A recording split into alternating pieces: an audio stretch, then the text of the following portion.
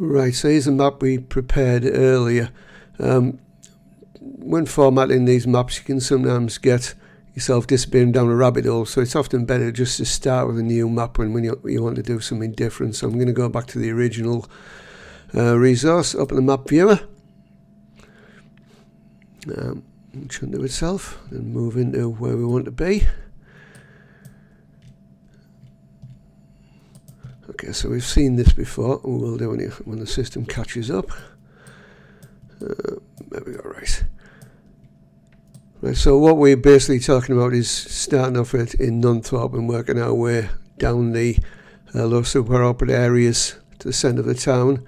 And again, if you click on this, we get the information we want. There's the identifier for the low super orbit area, which isn't particularly diagnostic, and neither is that one particularly, though perhaps fewer numbers in this.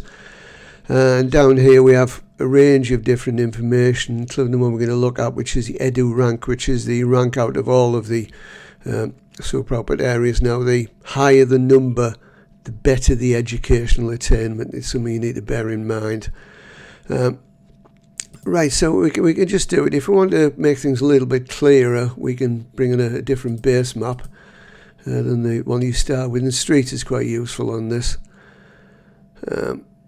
Right, so we can make it a little bit more useful. I'll zoom in a bit, and we can go in to here, go into location, and we can change the transparency, which can help, so we can see a little bit more clearly what's going on.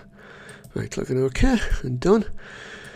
Right, so again, we know we're going to start in Nunthorpe, and basically what I've done is I've gone through each one, looking at each one in turn, both sides of Martin Road, starting at the top of Dixon's Bank and working my way towards the town. You could get this data from the spreadsheet, but as I mentioned earlier on, if you want to do measurements, it can be quite a little bit harder. So I've collected that data, so we'll go to the spreadsheet where we've got this, and here's the data here. Low super orbit areas. Data I've collected is the IMD decile, so 10 is the least deprived. So we're starting off up here at Dixon's Bank, and we're heading to the centre of the town, and we notice a general trend in that direction. Edu Rank again, the higher number means the least deprived, and again we can see a general trend in that direction. Now we can plot these as a scatter plot, usual thing to do with this sort of thing. So going to insert, extra scatter, get a scatter plot. And plot that just as a scatter plot. We can see it's sort of trending upwards, so we can add a trend line to that. Add a trend line? Yeah, we'll give that a trend line. Right, now, the other thing we want to do is calculate the Pearson correlation coefficient, which is straightforward.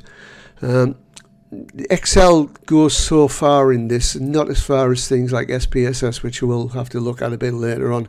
So it's a bit difficult to get things like the p-value out of Excel.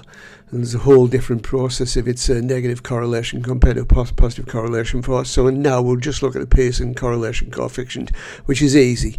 It's just Pearson, close brackets, we select the first set of variables, put in a comma, select the second set of variables, put in the close brackets, and we get a correlation of 0.977, which indicates that in a positive direction, as one variable increases, the other one increases as well. We perhaps need to think about this a little bit. Bear in mind the slightly strange way in which these things are couched. That is to say, 1, for example, in terms of IMD is most deprived and 10 is least deprived. It's a bit sort of counterintuitive. So here's one I prepared earlier, as it were.